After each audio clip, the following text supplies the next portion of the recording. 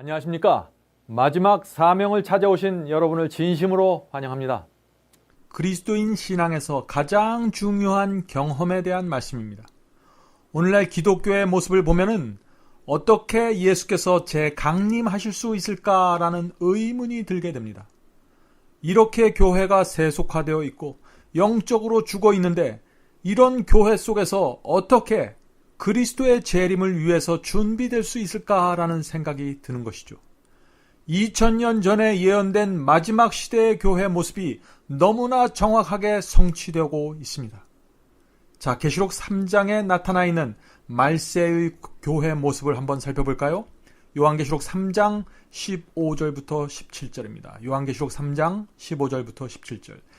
내가 내 행위를 아노니. 지금 예수께서 우리의 행위를 아신다고 했습니다. 내가 내 행위를 아노니 내가 차지도 아니하고 덥지도 아니하도다.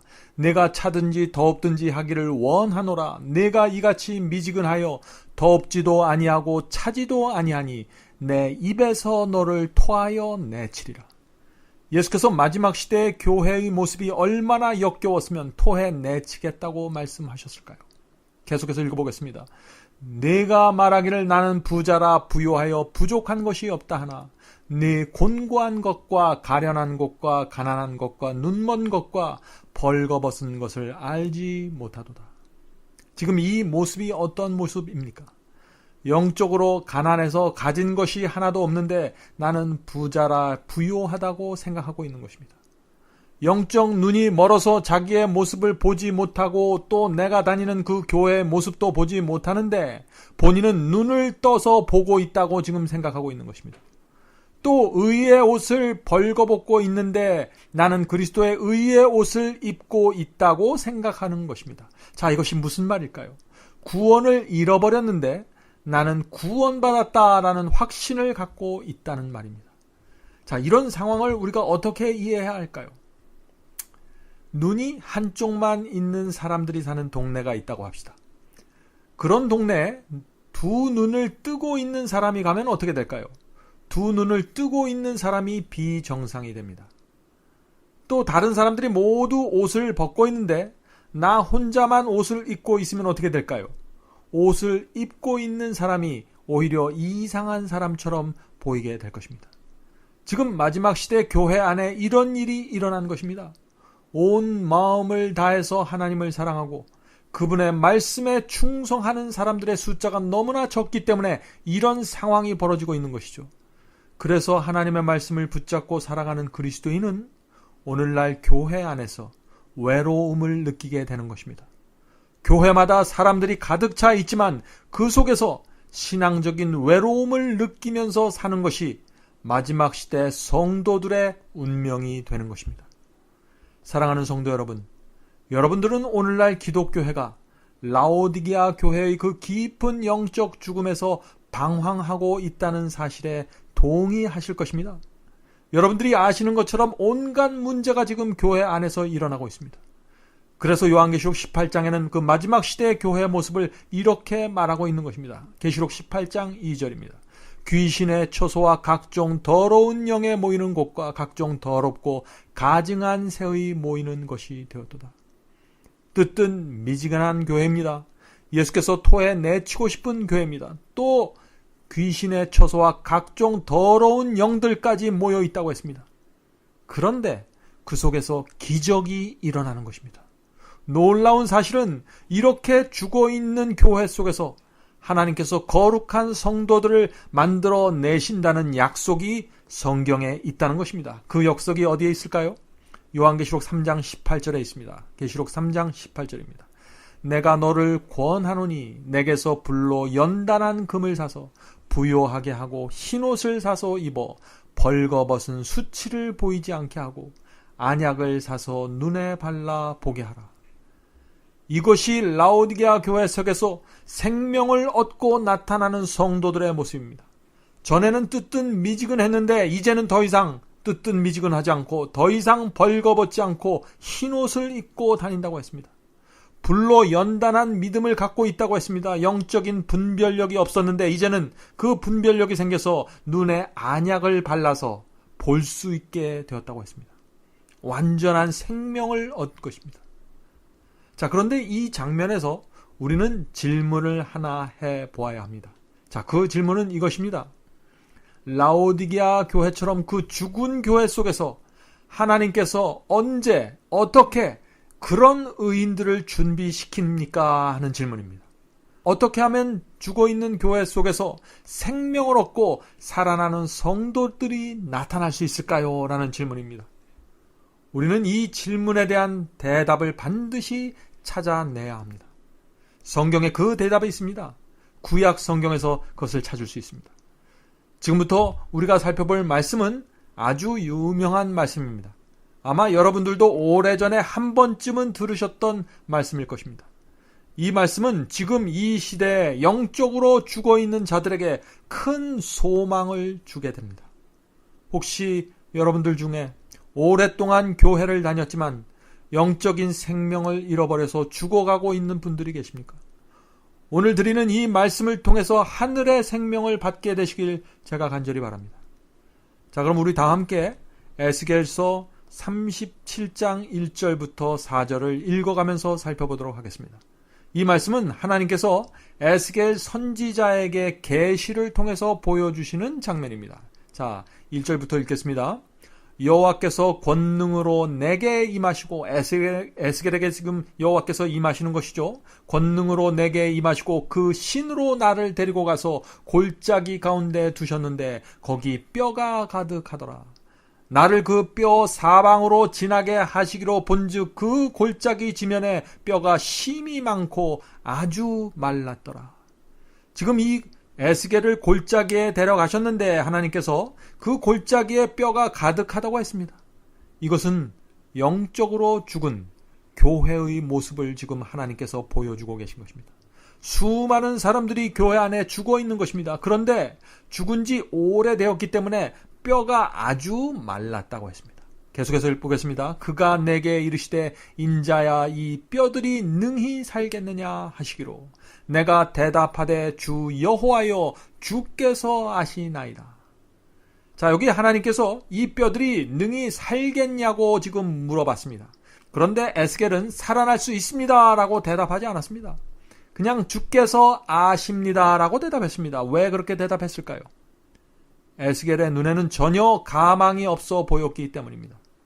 아무리 하나님께서 능력이 있다고 할지라도 죽은 지 이미 너무 오래되어서 뼈가 바짝 말라 있는데 어떻게 살리실 수 있냐 하는 것이죠. 불가능하다는 것입니다. 뼈가 너무나 마르고 깨어져서 이 뼈들이 도대체 누구에게 속해 있는지조차 알 수 없는 그런 상황입니다. 그래서 에스겔은 뼈만 가득한 골짜기라고 표현했던 것입니다. 오늘날 교회 형편을 보면 정말 불가능하게 보입니다. 이 교회가 정말 부흥해서 살아날 수 있을까라는 생각을 하게 됩니다. 절망을 느끼게 됩니다. 정말 이런 교회가 그리스도의 재강림을 위해서 깨어나서 준비할 수 있을까라는 의심이 들게 되는 것입니다. 에스겔이 그 바짝 말라 있었던 그 뼈들의 골짜기를 보면서 느꼈던 절망을 오늘 현대 기독교회를 다니는 저와 여러분도 느낄 수밖에 없는 것입니다. 계속해서 읽겠습니다. 또 내게 이르시되 너는 이 모든 뼈에게 대언한다는 것은 말씀을 전한다는 것이죠. 이 모든 뼈에게 말씀을 전하여 이르기를 너희 마른 뼈들아 여호와의 말씀을 들을지어다. 자, 그런데 여기 이상한 말씀이 나옵니다. 하나님께서 에스겔 선지자에게 뼈를 향해서 그 죽어서 말라빠진 그 뼈를 향해서 말씀을 전하라고 했습니다. 무슨 뜻입니까? 뼈가 비록 바짝 말라 있지만 그 뼈들이 여호와의 말씀은 알아들을 수 있을 정도이다 하는 것입니다.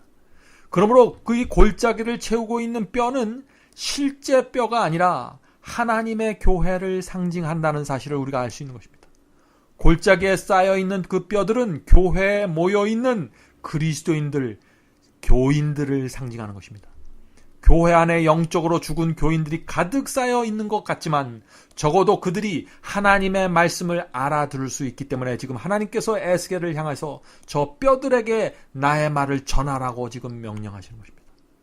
바로 여기에 마른 뼈가 살아나는 첫 번째 단계가 있는 것입니다. 죽은 뼈가 부활하는 첫 번째 단계는 하나님의 말씀을 듣는 것입니다. 에스겔이 죽은 뼈들에게 하나님의 말씀을 대언하자 전하자 생명이 시작되었다고 했습니다. 그러므로 여호와의 말씀이 죽은 뼈가 가득 쌓여있는 현대 기독교회 속에 들어가야 하는 것입니다. 그것이 교회와 사람을 살리는 유일한 방법입니다. 에스겔 선지자처럼 하나님의 말씀을 뼈들에게 전해줄 사람이 그러므로 반드시 필요한 것입니다. 말씀을 있는 그대로 전해줄 하나님의 종들이 필요한 것이죠. 이 잠자는 사람을 깨우면 짜증을 내고 싫어하죠. 영적으로 죽어있는 사람들에게 말씀을 전해도 그 반응은 마찬가지입니다. 듣기 싫어합니다. 말씀을 싫어하고 화를 냅니다. 그러나 듣기 싫어하고 양심이 불편할지라도 하나님의 말씀을 있는 그대로 전해 주어야 하는 것입니다. 그것이 여호와 하나님의 명령이십니다. 그러면 어떻게 될까요?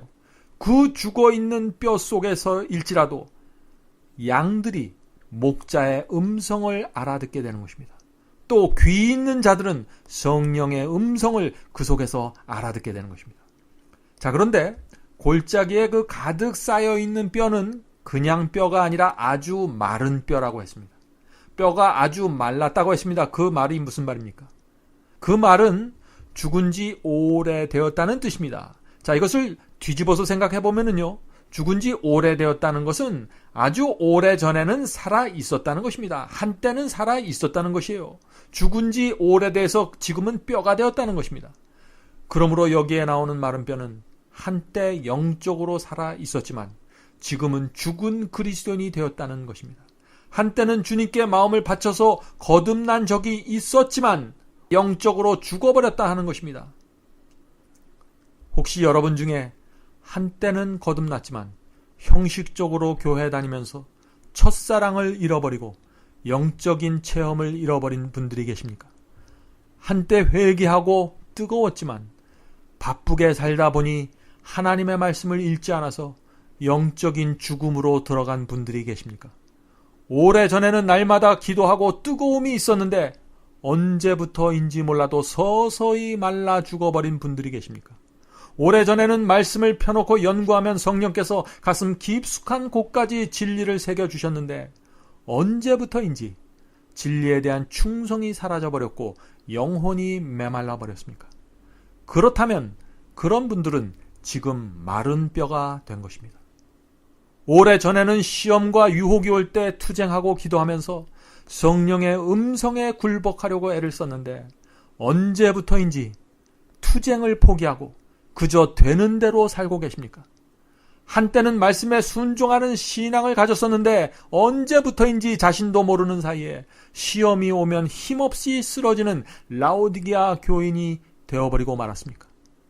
영적인 영양 공급이 되지 않아서 근육이 사라지고 핏줄이 말라가고 앙상하게 바짝 마른 뼈만 지금 남게 된 것입니다. 사랑하는 성도 여러분, 그러나 여기에 희망이 있습니다. 왜냐하면 하나님께서는 여러분을 그런 상태로 내버려 두지 않습니다. 에스겔과 같은 선지자를 보내서 말씀을 보내주셔서 그 속에서 생명을 끄집어내는 것이 하나님의 사랑입니다. 하나님께서는 교회 속에 수북히 쌓여있는 죽은 뼈들을 살리실 것입니다. 계속해서 말씀을 읽어보겠습니다. 에스겔서 37장 5절입니다. 주 여호와께서 이 뼈들에게 말씀하시기를 내가 생기로 너희에게 들어가게 하리니 너희가 살리라. 자, 하나님께서 뼈를 살리시겠다고 했는데 어떻게 살리신다고 했습니까? 너희 속에 생기를 넣어서 살리겠다고 했습니다. 자, 생기가 무엇입니까? 성경에서 생기는 성령을 상징합니다. 생기는 성령을 상징합니다. 예수께서 무덤에서 부활하신 다음 제자들에게 생기를 불어넣는 장면이 요한복음에 나오죠. 요한복음 20장 22절입니다. 저희를 향하사 숨을 내쉬며 가라사대 성령을 받으라. 지금 예수께서 제자들에게 후 하면서 바람, 그 호흡을 불러 넣으시면서 무엇이라고 말씀하셨습니까? 성령을 받으라고 하셨습니다. 그러므로 생기는 성령입니다. 성령은 우리가 만들어내는 것이 아닙니다. 하나님께로부터 나와야 합니다. 예수님께로부터 나와야 합니다. 성령은 우리가 억지로 짜낼 수 있는 것이 아닙니다. 격정적으로 우리가 찬양하고 통성기도 하면서 울부짖는다고 해도 그것은 우리가 만들어낼 수 있는 것이 아닙니다. 왜냐하면 성령께서 우리를 부리는 것이지 우리가 성령을 마음대로 부리는 것이 아니기 때문에 그런 것입니다. 성령은 반드시 위로부터 임하는 것입니다. 그래서 성경은 성령의 역사를 가리키면서 이른 비와 늦은 비로 설명하는 것입니다. 비가 하늘에서 내려오는 것처럼, 비가 저 위에서부터 내려오는 것처럼 성령도 위로부터 내려오는 구원의 역사라는 사실입니다. 자, 계속해서 마른 뼈에 어떤 변화가 일어나는지 한번 살펴보겠습니다. 6절입니다. 6절. 너희 속에 힘줄을 두고 살을 입히고 가죽으로 덮고 너희 속에 생기를 두리니 너희가 살리라. 또 나를 여호와인 줄 알리라 하셨다 하라. 자, 이 말씀이 무슨 뜻입니까?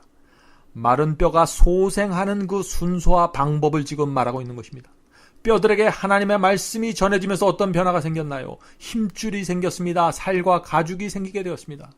말씀을 받아들이는 것은 마른 뼈가 살아나는 첫 번째 경험이라고 했죠. 왜 말씀이 생명으로 가는 첫 번째 단계가 될까요? 왜냐하면 우리의 경험은 말씀을 따라가기 때문에 그런 것입니다. 진리의 씨앗을 마음에 심어야 마음속에서 진리의 열매가 맺히게 되는 것입니다. 팥을 심어놓고 콩을 기대할 수 없는 것처럼 거짓 복음과 잘못된 교리를 마음에 심어놓으면은요, 그 속에서 구원의 열매가 맺힐 수 없는 것입니다. 그런 열매를 기대할 수가 없는 것입니다. 오늘날 많은 사람들이 변화되지 않는 이유가 바로 여기에 있는 것입니다. 잘못된 복음을 받아들였는데, 믿기만 하면 무조건 구원받는다는 그런 복음을 받아들였는데 어떻게 거룩함의 열매가 마음과 생애 속에 맺힐 수 있을까요? 결코 기대할 수 없는 것입니다. 자, 계속해서 7절 읽겠습니다. 7절입니다. 이에 내가 에스겔입니다. 에스겔이 명을 쫓아 하나님의 명을 쫓아 대언하니 대언할 때 소리가 나고 움직이더니, 자, 여기 뼈들이 움직이는 장면이 나옵니다. 자, 움직인다고 했는데 영어 성경을 보면은 쉐이킹이라고 했습니다. 쉐이킹. 이것은 흔들림을 말하는 것입니다. 자, 계속해서 읽겠습니다. 이 뼈 저 뼈가 들어맞아서 뼈들이 서로 연락하더라. 자, 에스겔이 하나님의 말씀을 전하자 어떤 일이 생겼습니까? 마른 뼈들 사이에서 시끄러운 소리가 나면서 흔들림이 생겼다고 했습니다. 이것이 무슨 뜻인가요? 성경에서 흔들림은 가짜를 진짜로부터 분리시켜내기 위해서 흔드는 것을 말합니다. 성경에는 이 알곡을 골라내는 두 가지 방법을 가르치고 있는데, 하나는 체질이고 다른 하나는 흔들림입니다. 알곡과 쭉정이가 섞여 있기 때문에 그것들을 심하게 흔들어서 쭉정이들을 알곡들로부터 분리시켜 떨어내게 하는 것이 바로 흔들림과 체질이다 하는 것이에요. 그것이 쉐이킹이죠. 영적으로 죽어 있어서 꼼짝도 하지 않는 뼈들을 어떻게 흔들 수 있을까요? 하나님의 말씀으로 충격을 줘야 됩니다. 그렇게 충격을 주면은 산더미처럼 쌓여있는 그 마른 뼈들이 흔들리게 되는 것입니다. 자, 하나님의 말씀이 가면은 그 죽어있는 마른 뼈들이 왜 흔들리게 될까요? 이것은 굉장히 중요한 질문이죠. 마른 뼈들 사이에서 흔들림이 생기는 이유는 하나님의 말씀을 받아들이는 사람과 그 말씀을 거절하는 사람들이 서로 부딪히고 충돌하기 때문에 생기는 움직임입니다. 구약시대 에스겔이 그 말씀을 전한 그 죽은 교회, 그 교회가 어떤 교회입니까? 바벨론의 포로로 잡혀갔던 이스라엘 교회였습니다. 그들이 비록 예배드리고 하나님을 믿는다고 말했지만 그들은 바벨론 속에서 바벨론의 영향을 받아들여서 영적으로 죽어있는 마른 뼈들이 된 것입니다. 물론 그 중에는 다니엘과 세 친구와 같은 충성스러운 성도들도 있었지만 대부분은 바벨론이 주는 그 강력한 영향력 아래서 죽어가고 마른 뼈가 된 지 오래된 사람들이었습니다.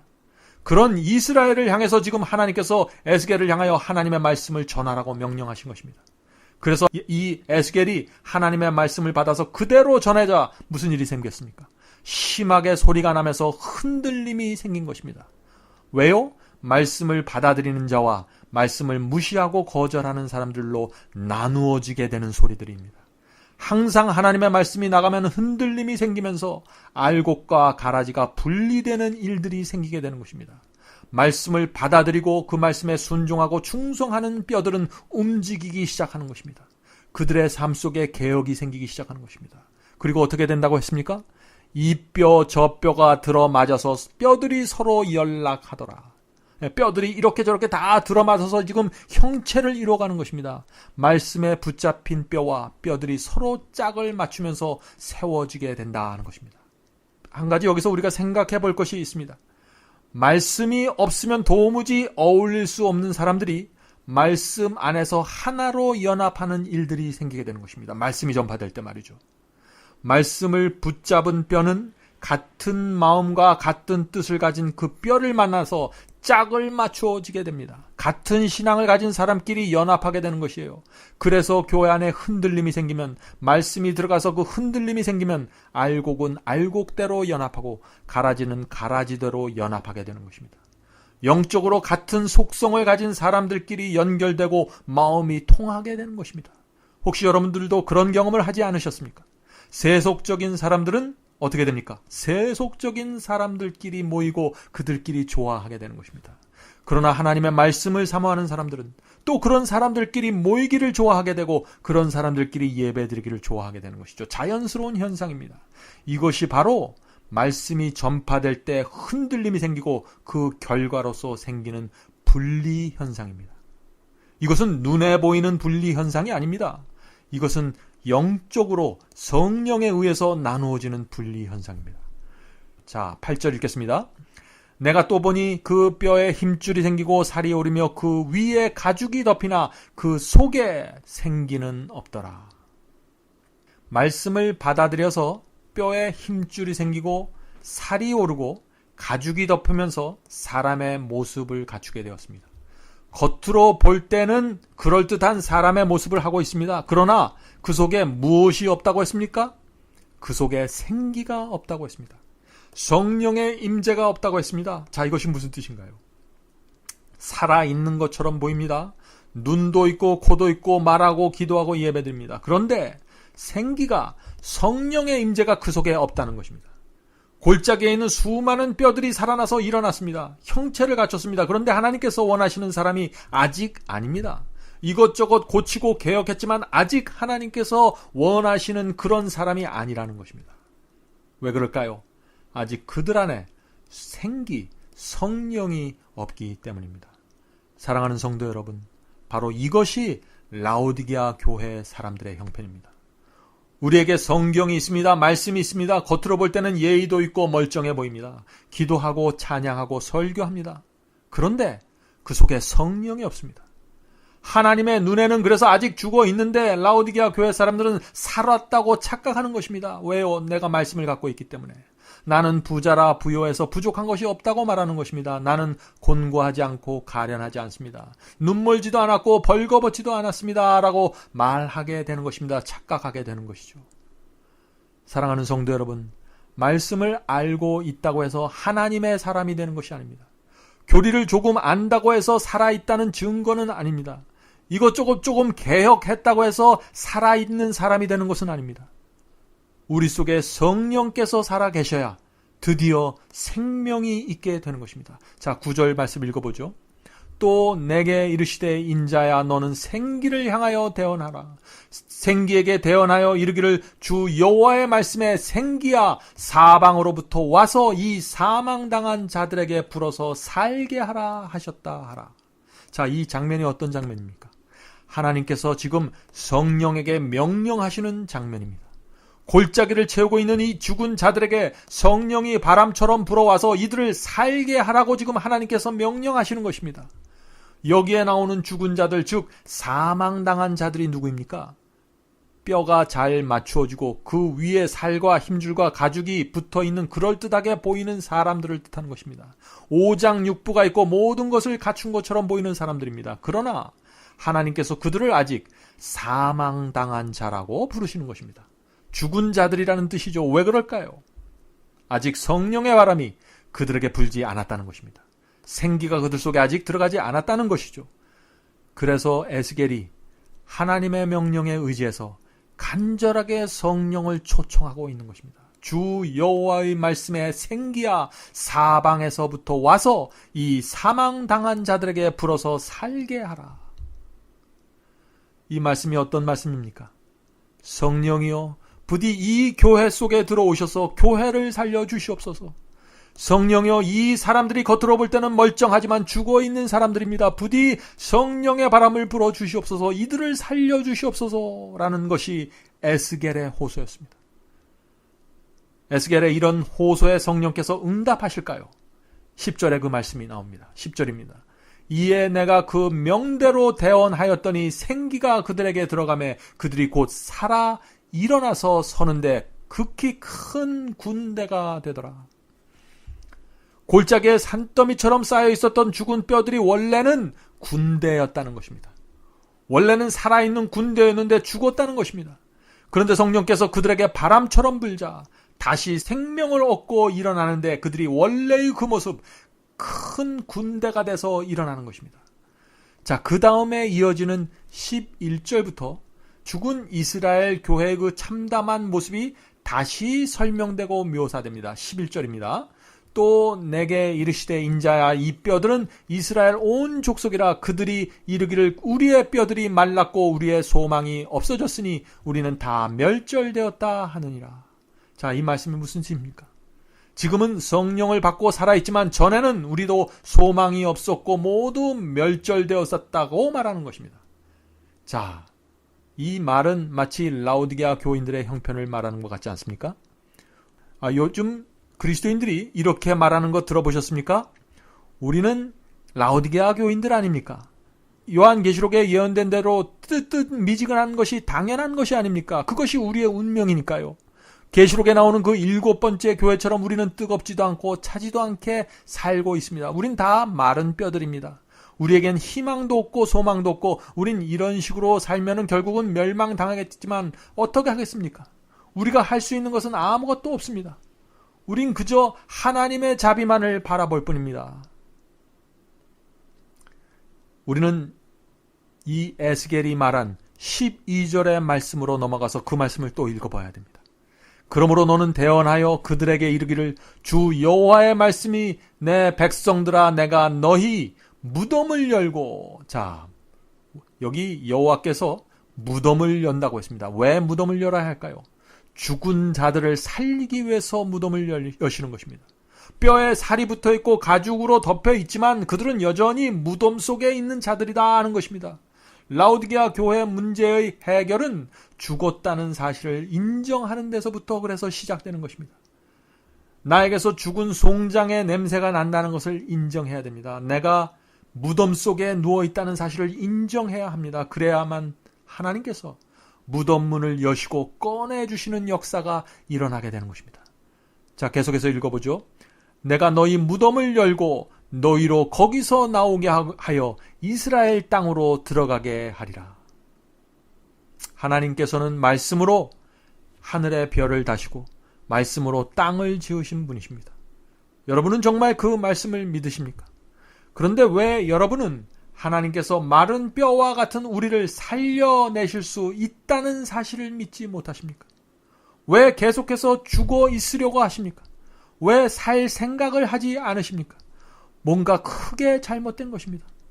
만약 우리가 정말 성경 말씀이 우주의 왕이신 창조주 하나님의 말씀이라는 사실을 믿는다면 우리는 이렇게 살아갈 수 없는 것입니다. 정말 하나님께서 살아계시다면 우린 무덤 속에서 썩은 냄새를 풍기면서 살 수 없는 것입니다. 우리는 성경 말씀을 읽을 때 성령을 간구해야 합니다. 말씀을 읽을 때마다 성령의 바람이 내게 불어와서 나를 살려내라고 매달려야 하는 것입니다. 신앙은 매달림입니다. 그런데 어떤 사람들은 의지가 강해야 신앙이 좋아진다고 생각하는 분들이 있습니다. 그것은 잘못된 생각입니다. 이 의지와 매달림은 다른 것입니다. 칠흑같이 캄캄한 밤에 바다에 홀로 떨어진 사람을 한번 상상해 보시기 바랍니다. 그 사람은 수영할 줄도 모르기 때문에 허우적거리면서 두려움에 떨게 됩니다. 무엇인가 빨리 붙잡지 않으면 죽는다는 사실을 알기 때문에 잡을 수 있는 것을 찾고 또 찾게 될 것입니다. 그것은 살기 위한 몸부림입니다.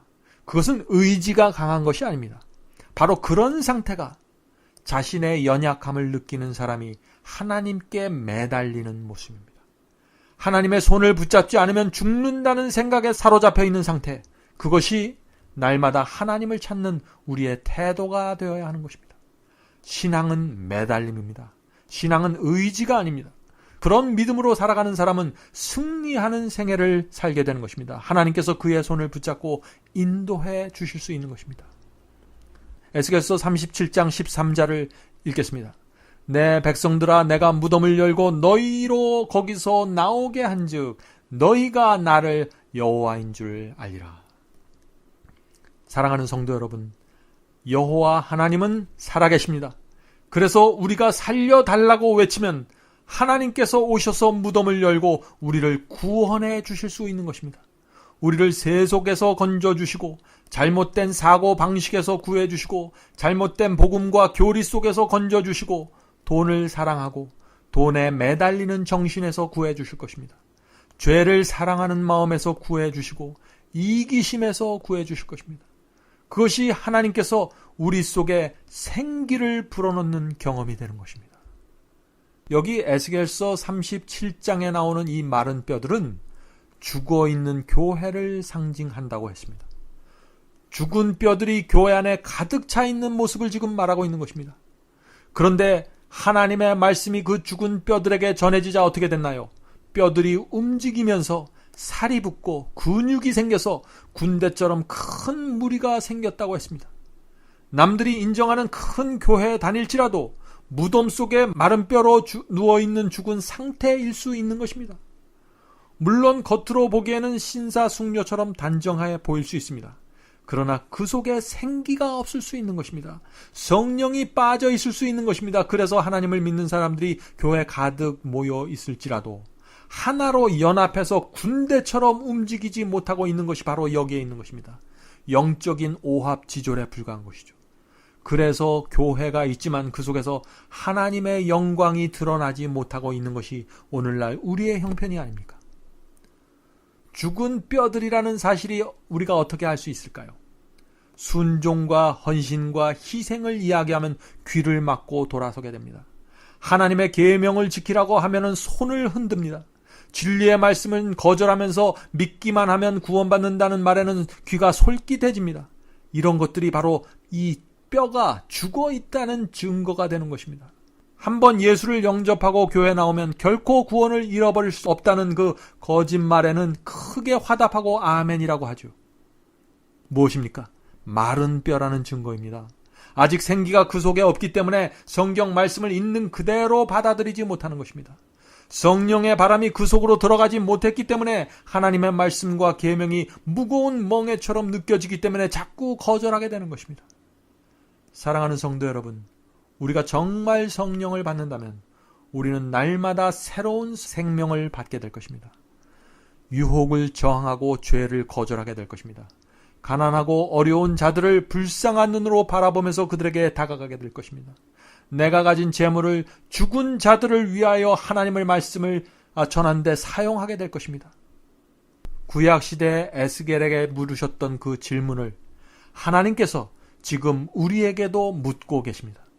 지금 이 기독교회를 채우고 있는 마른 뼈들이 살겠느냐라고 묻고 계십니다.